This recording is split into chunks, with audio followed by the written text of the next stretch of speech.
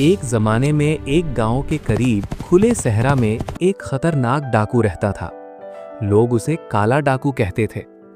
वो रात के अंधेरे में रास्ता रोककर मुसाफिरों से पैसे और सामान छीन लेता था।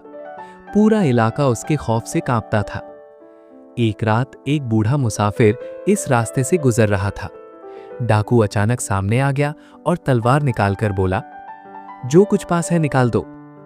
बूढ़े ने पुरसुकून अंदाज में कहा, बेटा मेरे पास ज्यादा कुछ नहीं, सिर्फ थोड़े से पैसे और कुछ खाना है, मगर एक बात सुन लो।